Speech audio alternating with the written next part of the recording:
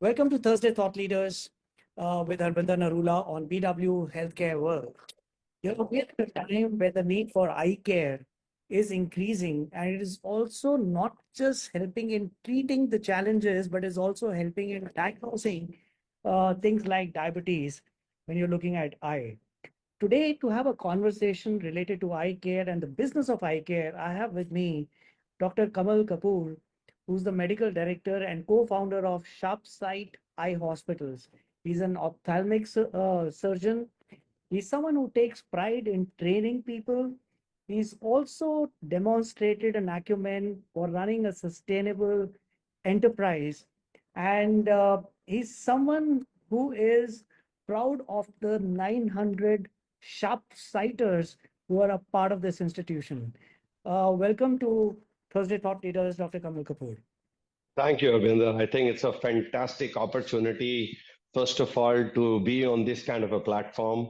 And, we as doctors usually are on different kind of podiums and places where we have more of academic discussions. But I think this is going to be a very, very refreshing change. And the best part, let me compare it, is, you have a very, very positive aura. The way you smile, your being is all over the screen as I'm speaking. Thank you so much, sir. Thank you so much for the kind words. Dr. Kapoor, you are someone who stands apart from everyone else in the industry. You're known for the way you speak, you're known for the way you work. And all this is, I believe, an outcome of how a person is brought up, the belief systems that they are, experienced in their life, the value systems with which they have, grown up. Absolutely. Tell me a little bit about your being brought up, the way you were being brought up, and what shaped you to be who you are today. Okay. I think that's something very, very important. And I think that's something some of us can be very oblivious to. We all feel that we are the way we are because that's the way we are. I don't agree with that. I actually feel that you become who you are because of the way you are shaped, the environment, the upbringing, the moral compasses, which all are surrounding you in your growing years. They make you who you are.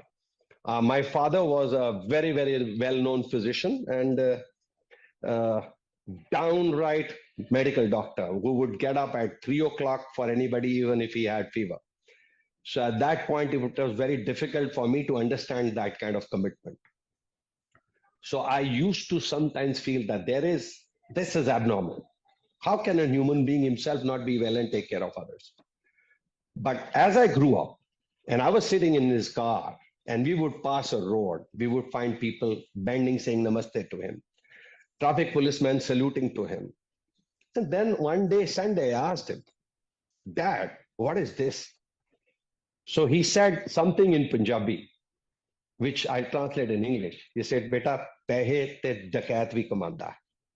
Yash or pyar kamana mushkil hai. Which means even a dacoit will make money, but does he get respect and love? So why don't you do something which gets you respect and love and you make money? So this was very, very powerful one-liner. So I guess we all have our parents who give us these very powerful path-breaking one-liners. And if they hit home, they can be life transforming.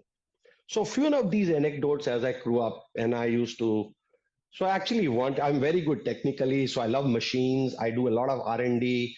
I do a lot of patent softwares for a lot of international companies free of cost. I don't charge a single penny for any idea I give to any company for developing a new product. Because again, my upbringing, my father said, there should be a hobby and there should be a profession. If you start making money from your hobby, it'll become your profession. And then you have no relaxation. So engineering is my hobby. So I do R&D, instrument designs. I help companies. I design intraocular lenses with companies, all out of passion. No money. If the design works, all the best. If it doesn't work, all the best. I gave you my idea. So I feel we all should have one area in our lives which is keeps our nuclear core going. Again, as I was being brought up, I was taught that you should all have a beautiful passion called a hobby. Let it remain a hobby. Even if it starts making money for you, keep it like a hobby. And for you and your viewers, I do professional DJing and sound engineering also. I play in clubs as a hobby again and mix music. But that again, no money. I am sometimes invited 2 months in advance for a big party. I don't charge money. I spend my own money, travel there, play music for them, have fun, enjoy with them, come back home. Well, I think when my introduction was incomplete, rather than just three things, the fourth element of being a DJ is also added. Amazing. I mean, it's I do a lot of Urdu poetry also. Arey wow. Because usually we've got our blinders and we do not resonate a doctor being a DJ. I mean, I've seen a lot of doctors who enjoy singing, uh, Yeah. but I've not seen too many doctors who are DJing. It's so amazing. And I completely resonate with what you just said about uh, having a hobby. I keep telling everyone that there are three things that one must do in their life. One is something that brings you food on the plate. Second is something that gives you comfort, which is pursuing your passion, and it has got nothing to do with the money. And the third thing is go and do something for community because that gives you satisfaction. So if you do these three things, you will be having a fulfilling life. You ticked all the boxes which I have. Absolutely, sir. And it's so beautiful to understand how you took you from what your father told you, and it has shaped you to who you are today. How did Sharp Sight begin? What is the story, and how have the value systems and the belief systems that you had helped you in building Sharp Sight to what it is today? Okay, I think that's a very, very it's a topic which is very close to my heart. The tagline of Sharpsight says, "Aao acha dekhen." It's not about seeing; it's about seeing good in everybody. So when we say "Aao acha dekhen," I'm not saying that मैं आपको अच्छा दिखाऊंगा surgery करके. मैं आप में भी कुछ अच्छा देखूंगा. आप मुझ में अच्छा देखो. आप सोसाइटी में अच्छा देखो. So the tagline is "Aao acha dekhen" for our vendors. We should take care of our vendors. Aao acha dekhe for sharpsighters. Sharpsighters should be happy. People who deal with me, my vendors, my business partners, my investors, if I see good in them, that's when the magic starts happening. So the key to the magic is seeing goodness in everybody. And I'm sure, again, my father used to say, you can get the devil out of a person, an angel out of the person. You have the key. So you can get the good or bad out of the person. So if you just see the good, 99.9% human beings are good. There's good waiting to come out in all of us. We just need the right catalyst. So if there is a catalyst like that, so for me, medicine, being a doctor, I thought was the catalyst for me. My old man thought I should be going to IIT because of my engineering bent of mind, but I thought I could never talk to the machines. I could never communicate or emote with the machine. So I went to medicine. And as I was practicing small time in a small little room, I was lucky enough to find a partner who was thinking like me. That's my partner, Dr. Sameer Sood. And together we decided to think big. So we realized we were pretty decent surgeons. And then I met a senior surgeon who told me that, Kamal, you're like a test cricket player, country level player playing a gully cricket. Play big, go for a bigger canvas. And then God was kind to us, and we started building a team. Hits and misses. We had some associations with some people. Never think that they were bad experiences. They were good experiences because experiences are good. Because experience shapes you. Even a bad experience tells you what not to do. So in Absolutely. the end, it's good. In the end, it's good. So if something tells you what not to do, also is good. Yeah. So we went along, we had associations, we tied up with big people, big mind, big thinking people, and that started opening our minds to what is possible. Sometimes you need somebody else to tell you what is possible. Arjun sat on the ground, and Lord Krishna, all he needed was to open his mouth to show him the possibility of power, the Brahmand. And he came alive. So I'm sure all of us, we need somebody to tell us the path and tell us that you can do it. We need that little push. So that push came in form of relatives, parents, teachers, mentors, partners, and we built a beautiful team around us who started believing in us more than we could believe in ourselves. So the team started going, and things are going fine. And, I heard you say, think big, connect with big people, use a bigger canvas. All these lead you to start looking at scaling whatever you're doing to a next level.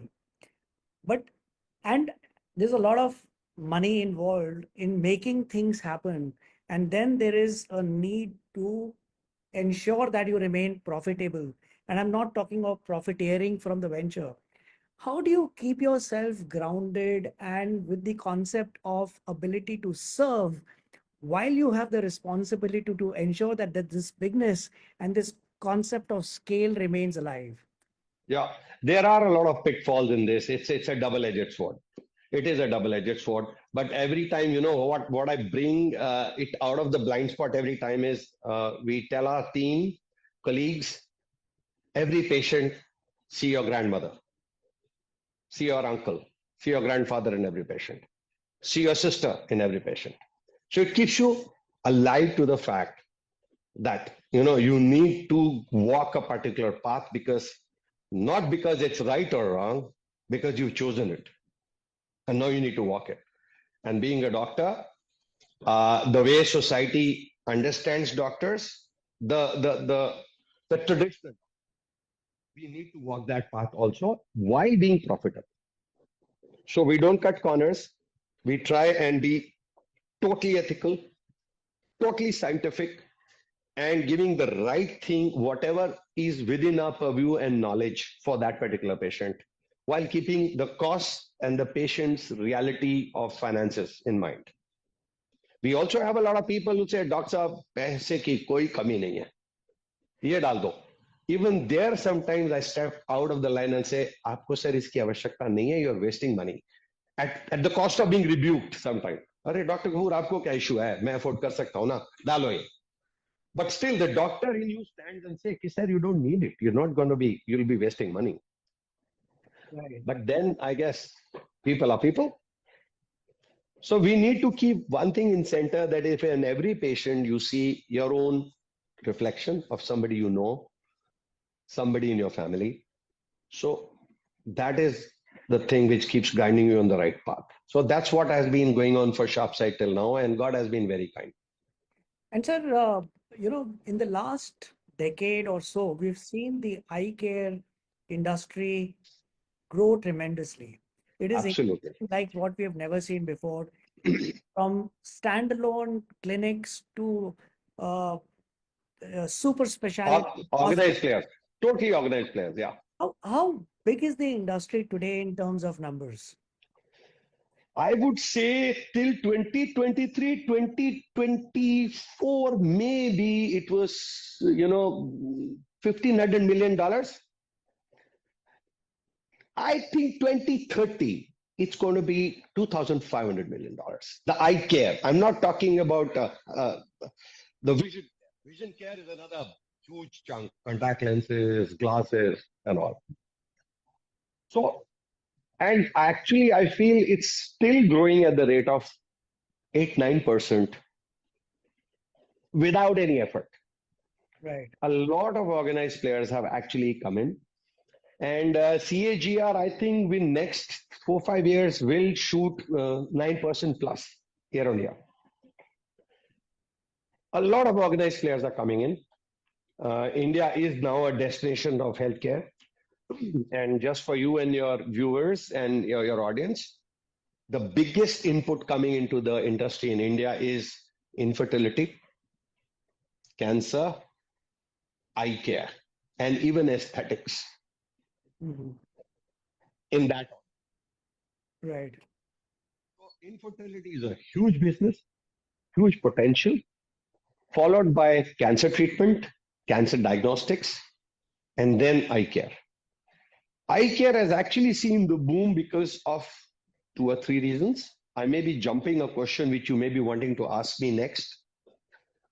The reasons for that are a lot of good, structured, organized players are coming in who are future thinking, and they're pulling a lot of things from the future into the present. Technology, artificial intelligence, imaging, even a simple thing like a mobile phone we are using to diagnose diseases. We are using AI-based imaging systems, detecting diabetes, detecting cataract, detecting glaucoma, and these three are the 94% contribution to vision loss in India. So 93 to 94% of your diseases can be potentially diagnosed using new technology. So that is what has actually leapfrogged the whole industry, followed with social media and awareness, of course. Yeah. And Dr. Kapoor, when we are looking at uh, the challenges that people are facing related to eyes in our country, is there something that we have found which is increasing really fast in our country, specifically among Indians?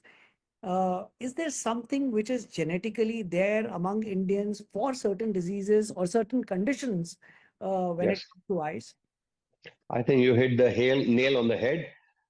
Diabetes is one situation which potentially in next 6 to 8 years, or I hope it should be 10 years, but the way it's going may be one of the biggest causes of blindness in the world in India. Diabetes, we Indians are genetically predisposed. Our eating habits have gone out for a six. We are not an exercise friendly nation. Our roads, parks, colonies are not designed for recreation. Our eating habits have become Western and our lifestyles are still Indian. That's a huge mismatch. Now add a little spark of genetics. Then add a little spark of having big bellies and having fat accumulation. And then a little bit of cholesterol problem. We are very highly predisposed. This is a recipe for a disease called diabetic retinopathy. And diabetic retinopathy, we are probably, I think we are still the leaders in the world. And I would not be wrong by saying there's anything between 10 to 12 crore diabetic people in the country. And the incidence of people having eye diseases in them is 12.4%. And out of them, 3.6 to 4.2% patients will go blind if they are not treated. So this is the biggest challenge we have, followed by glaucoma. And Dr. Kapoor, one of the big challenges that we are facing today, I mean, I can speak as a parent to a teenager, is the amount of time children are spending on screens. And in fact, it's not just children. I'm looking at us. I mean, the amount of time that we Absolutely. spend on screen, whether it is for work, whether it is for recreation, has gone through the roof. And how have you seen the eye health trends evolve among these various age groups because of the need to be on the screen? Absolutely.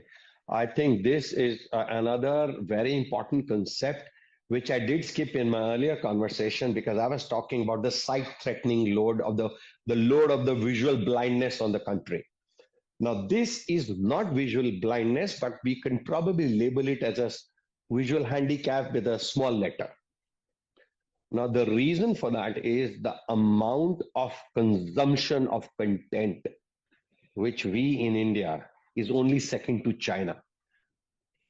China is predisposed to being myopic. Most of the Chinese people are wearing myopic glasses. In my practice over last 7 years, I see a constant uptrend of people, youngsters especially, young children requiring glasses. Now, the reason for that is multifold, but screen time, especially mobile phone, is a major contributor. Yes, awareness, social media, parents being educated, schools being more proactive in detecting these cases also plays a role because that sends more patients into the funnel.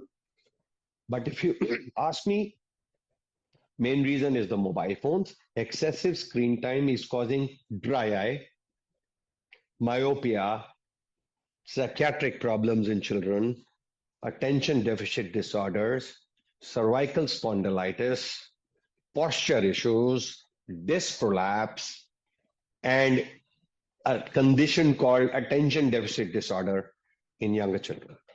Now, this is a long topic. We can actually talk about it, but the screens are contributing to a big contributing chunk in the young age population, which is sending these patients to eye doctors. And what is it that people should be doing, or what is it that children should be advised to do? Because getting off the screen seems like a tough thing now. I mean, I've had conversations for last 2 years, but now my thought is shifting towards a point that, listen, schools are going to be online, the homework is given online, children are supposed to go research online. We people, while we are happy about paperless offices that has brought us to rather spending more time on the screens, what is it that people should be doing to take care of their eyes despite having them to spend time on the screen? Okay, so I could separate this question into two parts because since I'm the technical personnel, I separate it technically into two parts. One is the younger age group, let's say pre-18, and then one is the post-18. Both will have some common merging points and some will have different issues. Younger children will end up having myopic glasses. But a person your age or my age, if he does excessive screen time, may be spared from shifting into wearing glasses, but will have other issues. So let's start with the children first. The human eye is developing, especially till the age of 11, 12 years. So if you're forcing the eye to do a lot of near work, then what evolution of the human history has trained the eye to be, it stands a stimulus for the eye to grow long in size. It's like when you play a lot of basketball, you swim a lot, it's a stimulus for the body to have a tall height.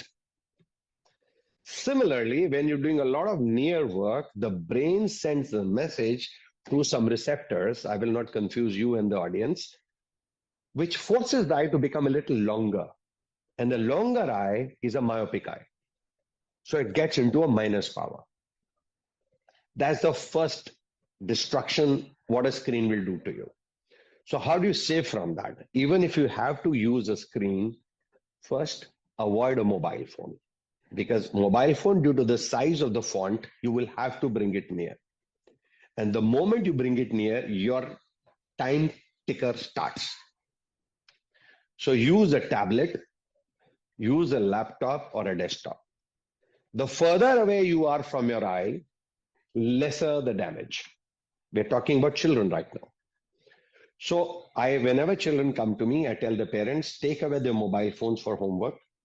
It does a multifactorial benefit. Number one, the screen moves away because of the tablet or a laptop. The parent is able to monitor what is happening. These children are saying they're doing homework, but they are on Instagram. They're chatting. They're seeing YouTube.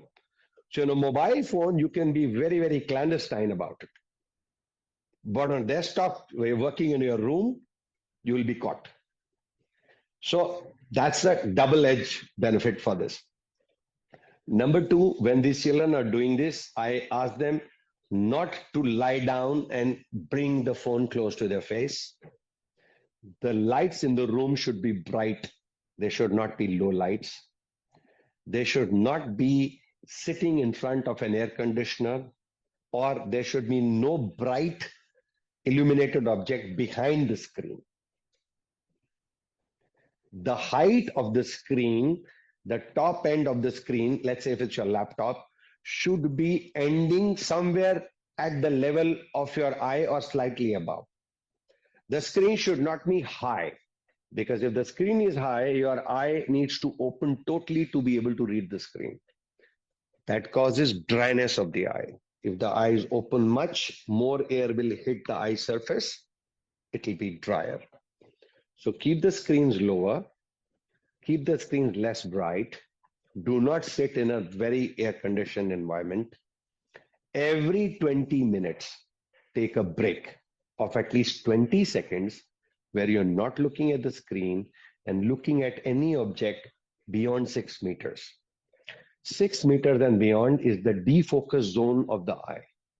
Like you have a computer, if it starts getting slow, what do? You defrag, you reboot. So when you stop looking at the screen and look at any object 6 meters away, out of the window, talk to your friend, look across the room, you are defragmenting the eye focal point. So that helps the child to relax the eye. Now coming to people who are above 18 years of age, another thing for children is there are now some special spectacles which are available, which are called myopia control glasses. And if the child in an early age switches to these spectacles, they somehow prevent the elongation of the eyeball and progression of the power. Number two, children should be encouraged to play at least 45 minutes outdoors every day. If you do physical activity, outdoor physical activity, it has been proven that your power progression slows down. And when you're doing your homework, tell children not to do very near and do reading and writing. That again is a stimulus for the eye power. And for senior people, take a break every 20 minutes. Don't have air conditioner coming to your eyes. You can wear some protective glasses, which will avoid the eyes getting dry. And if your eyes are burning and irritated, please stop for 5 minutes. Interesting. So let me get back to sharp sight. You know, what differentiates sharp sight from others in what you do in our country? Is there something that you do other than eye care chain, other than what every typical eye care chain would be doing? Okay. I think we are doing a lot of things, similar things, but we're doing them differently. Like spreading eye care awareness. So while a patient is waiting to see me or my doctors, and there's a big waiting area, someone from my team will be keeping the patient informed. So any staff who's free, who've been trained by us to talk about eye care, about the vegetables they should be eating, about how frequently they should get their eyes checked, about if somebody in their family has a particular disease, what is to be done. And this is coupled with a question answer session. So it does two things. It keeps my patients engaged. There's a lot of value information going to the patient. And even if it's not the patient himself, the patient carries this knowledge to his house. So many times I will see somebody saying, Dr. Kapur, the Mrs. Basim came to your clinic that day. She heard that. She sees me in morning walk every day. She told me about this. I never knew this. I have this. I've come for checkup.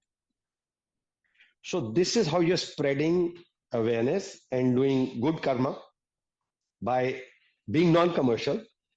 You're giving information, you're creating awareness, and of course, it can add to your business also. That's one thing we do. We do a lot of eye care camps for children and other people in the society. We also do believe in, educating our patients. So what we have is we have these professionally made videos with animations, which are there in the room. So the patient, as it comes to the next stage, there's a room where there are a lot of diseases running it. So you can use the remote to see, you want to see diabetes, you want to see glaucoma, you want to see myopia. So the 4 minute process is going on. Then we catch hold of resident welfare associations and senior citizen associations, where our people touch base and arrange for a lot of senior citizens who don't have means to travel. We will arrange for buses for them, collect them into a bus. They'll all come, we'll offer them free checkup, extra everything, and everything is subsidized for these people. And they have a pickup and drop. So in one lot, sometimes they'll have 40, 50 patients coming from a community whose children are not there, or children are not there physically, or children are there, but they're not taking care of them. So it's like the way Sharpsight kind of just raises the bar to be. So A lot of times parents say, Doctor साहब मेरा तो बेटा नहीं है. So I tell them, मैं बैठा हूँ ना. We are there. Team is there. So don't worry. ये बेटा है, manager बेटा है, सब आपके बेटे हैं. आपने बताइए जो आपको problem है, it will be taken care of.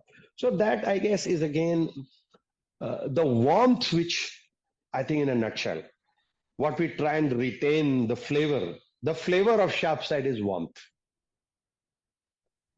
Awesome. You go to a lot of sweets, they say desi ghee ki mithai. So we say warmth, pyar. Pyar ki practice hai ye. This is about feeling one.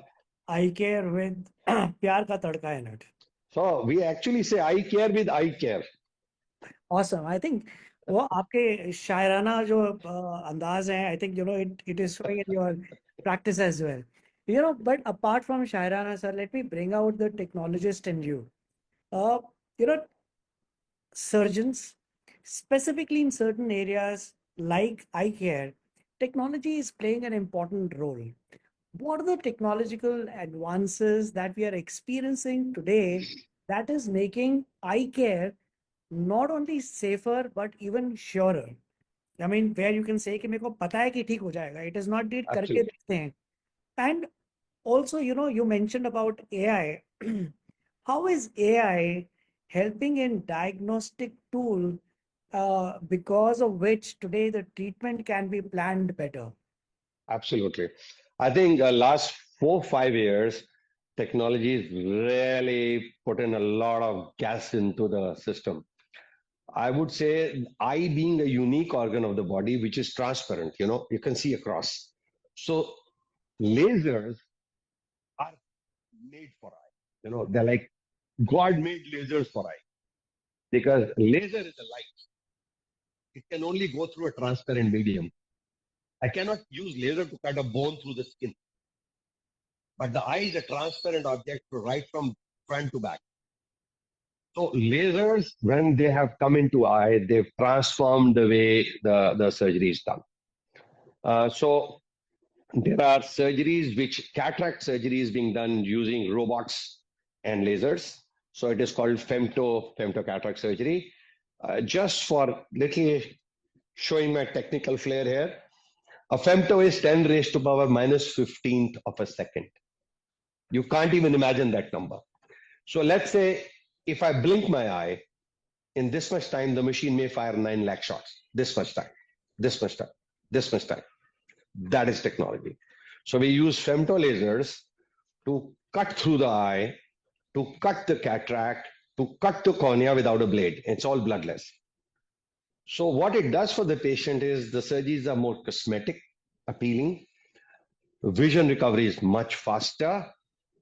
The predictability of the outcomes are much faster. Each laser shot can be tuned to 0.25 micron, and your hair is 80 microns. So 400 of your hair, I can create a cut in the eye with that laser. So that's the accuracy. So that now predicting using artificial intelligence, that's your second question. AI of late is coming into ophthalmology, especially when it comes to imaging and diagnostics. A lot of eye issues are diagnosed on taking photographs, angiography. So you needed a specialist to diagnose first. Now we can just feed the information to an AI bot. It gives you probable diagnosis. So even if you don't have that specialist in that room at that moment, you have a probable diagnosis with first or second option. You tell the patient.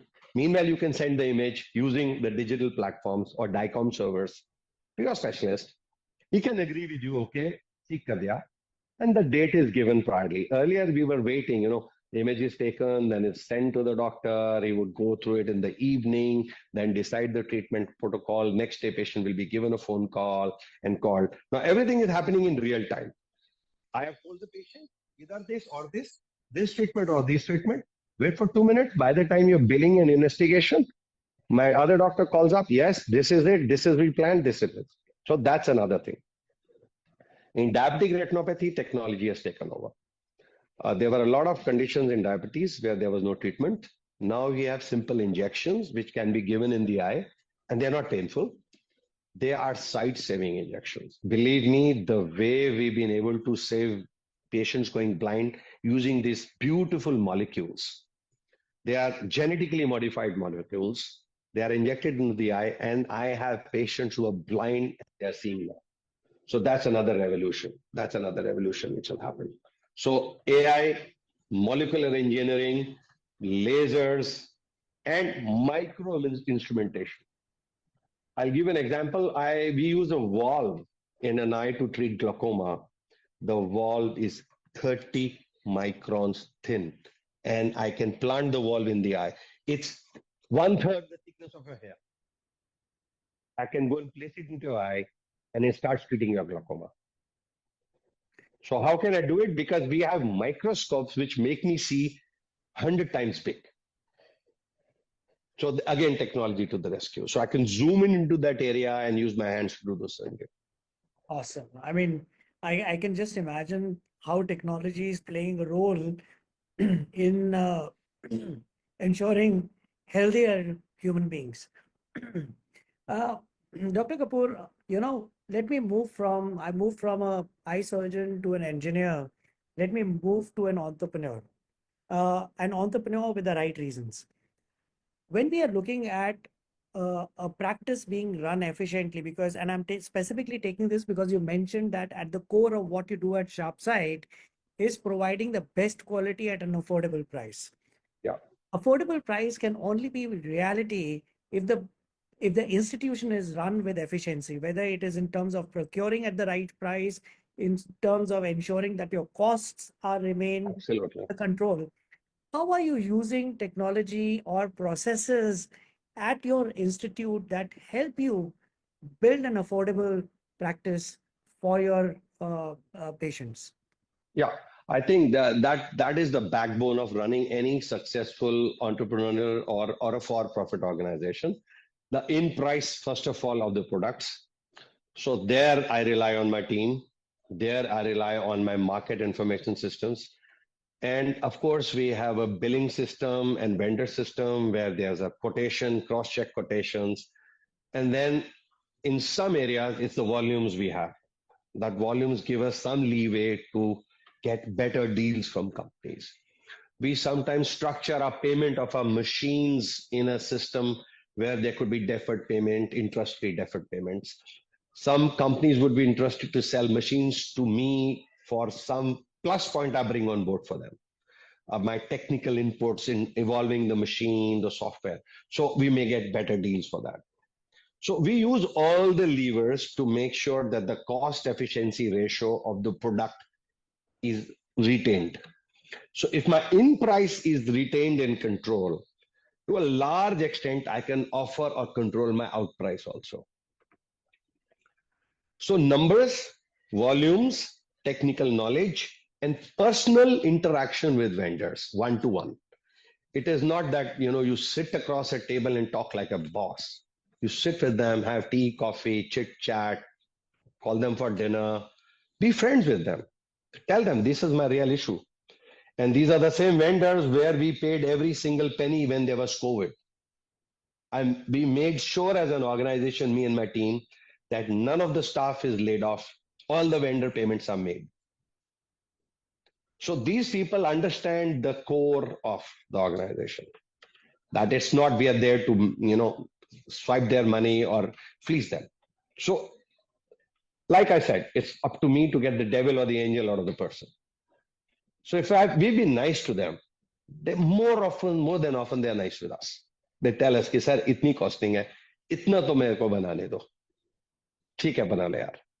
मैं बोलता हूँ अच्छा ठीक है, deferred payment दे देंगे, 3 महीने बाद दे दे तेरा payment, तब तक काम आ जाएगा थोड़ा सा, ठीक है सर, कोई बोला interest नहीं, ठीक है सर हो जाएगा. So it's a give and take. Awesome. Second thing is we also rely on a lot of for last 2-3 years and a lot of on being vocal on local. We look at local manufacturers. There are a lot of beautiful Indian accessory manufacturers who are actually exporting to USA and Europe, but they are the underdogs because somehow we had a mental block ki imported acha hota hai. So we've tapped into that potential, helped them co-develop good products with them, tried testing them, and then we are using them. So our in price again is controlled. So this is another plus point. And Dr. Kapoor, now the trainer in you. When you're looking at scaling your institution, it's not just about money, it's not just about the real estate being available or a market enough to be tapped. Do you have enough ophthalmologists in this country, or is there a shortage that we face today? How do you build your team and retain your team? I mean, I completely understand how you're retaining your team, but how do you get more people to come and join in this mission that you have? I think this is a question which aces all your questions. Money is the easiest to get. Equipment is the second easiest to get. Human resource is the most difficult to get. And if you get it, it's most difficult to retain. Because as people learn, evolve, but naturally they'll want to fly. So as an organization, I do not feel bad if people have learned, evolved, and grown, they leave. That is the divine nature of a being. A butterfly eventually flies. A lion's cub grows and moves away. Children grow up, move away. So I don't look at it like that. So what it does for me is if we have people who work with us and even they have left on a beautiful, happy note, where sometimes we've helped them as an organization to settle somewhere else and restart their practice, solo practice, by getting them discounts, the same discounts we get, helping them find a place, helping them decide a machine. They become our biggest spokesperson in the local market and amongst their peers. कि यार उधर जाओ, boss arrange कर देंगे, सब कुछ सिखा भी देंगे, पढ़ा भी देंगे, प्रैक्टिस शुरू करनी है, मदद भी कर देंगे विद नो एक्सपेक्टेशंस. सो उससे एक गुडविल आ जाता है मार्केट में. So you get good talent and it is okay for people to move out as they grow. The moment you start taking the taboo out of it, it doesn't feel bad. Right. There's a fresh turnover. There's a fresh turnover which keeps happening. And if I look back, that's the way we grew. We tied up, joined a lot of people, big people. We got little wings, we flew. We got bigger wings, we flew. So if it's okay for the geese, it's okay for the gander. Absolutely. There's nothing wrong. I did the same. I joined people, I joined senior people, I learned with them, from them, all due respect. And then I one day said, boss, I think in a tree, I'll be a grass under a tree. I want to be a little tree myself. So do I have your permission to leave? I want to start on my own. I always got blessings. So we do the same to our juniors. They say, sir, अब बहुत सीख लिया, बहुत कर लिया, अपने home town जाना चाहते हैं, जाओ, कोई दिक्कत नहीं, जाओ. बट जा रहे हो तो दो तीन दोस्त रेकमेंड कर जाओ यार अच्छे. Beautiful. I think, that's such a beautiful way that in which you've explained how to manage teams. And sir, apart from hiring, apart from the human resource, what is the other big challenge that the industry, the eye care industry, is facing today? Is there a role that you expect the government to play that can solve some big issues that large institutions like yours are facing today? Yeah, I think this is the message which should go very loud and clear to the government bodies. All their actions and programs may be well intentioned, but they are not well thought of. I'll give you an example. The government may fix packages for surgeries, like there is something called Ayushman, and there are some packages coming for some surgeries. Now, those surgeries have been calculated, as far as I understand, by doctors sitting in government hospital, whose salary is being paid by the government. The real estate is the government's. The electricity bills are the government's. The salary of the doctors are the government's. And if I'm supposed to compete with that, I pay tax on the property, I pay tax on the rent, I pay the rent, I pay tax on the electricity, I pay the salaries to my doctor, there's a TDS which goes, I pay interest for the machines I buy. They're bought with money. They're not bought by the government and installed in my organization. I cannot offer those rates. I can, yes, but at a small scale. But if it becomes a game of numbers, the industry will collapse.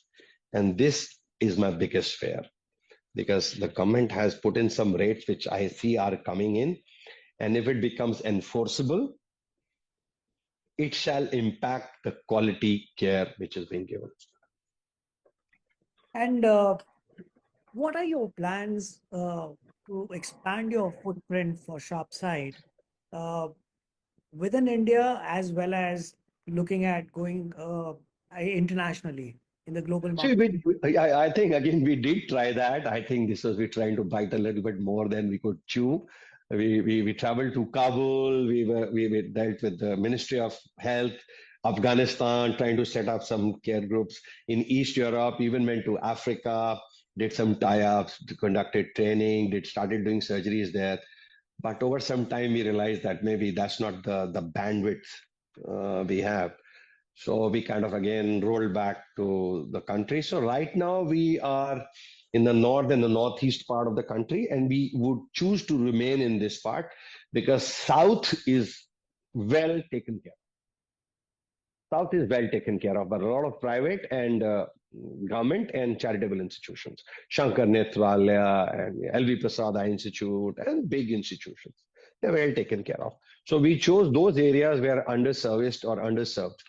So, smaller towns where quality eye care is not available. So we're focusing on that area, which is a mid-level. It's not very low ticket size, mid-ticket size, patients who are aspiring to get good quality but cannot afford a very expensive system. And the local people are providing that the base of the pyramid, they are being provided, and for the mid part of the pyramid we are there to take care. For high-end surgeries, advanced technology surgeries, we have taken them to those small towns. So for local practitioners, single practitioners who don't have access to that technology, they themselves are referring those cases which require that care to us. So we're not eating into their market. Great, sir. And uh, what are your plans in terms of innovation? Is there something new that you're looking at doing at SharpSide? Yeah, we are looking at two or three very interesting things coming in. Till last year I was talking to some Israeli companies on softwares. I have that crazy thing in me where I wanted to have a language learning model which will make my prescriptions, automatically help me decide the best medication for the patient on voice commands. We did work on it, and then I think midway the project I realized that there was already a patent on it which was covering the scope of that. So we left it. Otherwise, this product was going to transform the way eye care was being documented, archived, and distributed to the patients. So I'm still looking at if we can find a way out of that scope of that patent, which has been filed by an American and a Japanese company. So that's very interesting thing happening where you can just describe the organ and the system catches the disease, probable disease, and the treatment. So even if you're not an eye surgeon, or a basic less experienced surgeon, it's trying to get you to the, it will make a below average clinician an average clinician and help deciding diagnosis. So that's one interesting thing which is happening. AI based systems, I already said, are working in. Robotic surgery is coming in ophthalmology. We're doing a lot of robotic surgery, but it's still not robotic the way robotic is. You are using a lot of tools of the robots, but the skill still is required. The surgeon skill is still not gone. So that way I'm very happy that this is one area where AI and technology will not make me obsolete for next 10 years. That's for sure. Awesome. And Dr. Kapur, what keeps you on your toes today? I mean, what drives you? Because you've scaled your practice, you have a large team, you're financially far ahead from what you had probably thought initially when you started your practice. But what drives you to still be so charged up and look at innovation today, every day when you come to work? I think the simplest thing, well, I'll go back to the earlier part of my interview with you, the yash and the pyar you get. You see, I come here in the morning and elderly people, they will want to bow or say namaste. I tell them, don't mere ko namaste mat karo, mere se buzurg ho. I will bend down and say, please don't do this. But I won't say the gratitude, it's the happiness. And I feel that if you become a receiver to that frequency, that's all you'll see. That's all you'll see. Out of 100 patients, I'll have two patients who are angry for waiting or XYZ reason. I choose not to see that. I choose to see those 98 who before leaving the room, and they'll say, Dr. Saab, bless you. Dr. Saab, lambi maro. Dr. Saab, bahut acha laga. Dr. Saab. So that reinforces the fact that we are doing something right. यश और प्यार मिल रहा है, पैसा भगवान देगा. Yeah. My last question to you, sir, before I let you go, I know I've taken a lot of time, is that how do you unwind yourself? You mentioned that you're very passionate about engineering, but is there beyond that something that you do where you say that, this allows me to relax myself and my mind? You say this is a joke, and this quite often irritates my wife. Sometimes when I really want to relax, I just call her and say, okay, what's broken at home? Microwave, TV, air conditioner. She'll say, ye kharab hai. So I say, okay, either I hope you're going to your parents, because then if I'm there, then I'm not talking. I'll just spread a white sheet on the floor, open my toolbox and my electric gizmos, and I'll start repairing something while I listen to music. It could be ghazals, it could be heavy electronic music. It decides that my brain waves decide what I want. But that is me time when I'm repairing small things, I'm trying to fix broken things. I think for somewhere down the line, it is my catharsis for being able to, during the day, a lot of times you have breakdowns, which in front of the patient, you can't do that. During managing people, you're doing man management, you have breakdowns. But sometimes being at the position you're not able to get them to the surface. So when I fix those things, I'm repairing those breakdowns. That's the way I look at it. Awesome. And I'm tempted to ask you one more question, sir, and specifically because I come from the media outfit. Uh, when we talk about spreading the word, we talk about awareness, specifically in the case of healthcare. Today, social media is there. Digital is doing a lot of good to spread the message. But we are also, and the platforms are available. But then we have the hypocritic the oath, we are driven or controlled by the what we can do, what we cannot do. What do you see is the future of creating awareness for healthcare so that it is not mixed with or seen as marketing? Okay. Those lines have been blurred, Harvinder. Let's face it. The lines have been blurred. It's just a matter of time. There'll be no lines, because the way the social media and surrogate marketing, I would say, is happening, the lines are going. And maybe 5 years ago, the same things I was refraining from, कि नहीं हमको नहीं करना है यार, ये hypocritic oath है. So the team and my marketing people will say, sir, this person is doing, and this is the way it is. You're thinking, you're being a little old fashioned there. So now I tell them, okay, these are the broad outlines. You play within that. Let us not give wrong information or magic cures or basic tenets. Let's maintain that. Because with social media today, you cannot stick to the traditional Hippocratic oath. Because everybody is talking about, of course, while spreading awareness, there's a surrogate marketing. That is the whole intention. Let's be very, very fair. So as long as you can keep it controlled while you're giving information, of course, it is also marketing. There's a brand recall. There's a logo in the background. You're mentioning your contact numbers. You're mentioning your website. You're giving your appointment numbers. That is marketing. So the Hippocratic oath already is half out of the window. But as long as we do it ethically, do not overpromise, do not give wrong information, do not create myths, help break down myths. As long as we're able to maintain that, this shall continue. My biggest fear is the margins are blurred.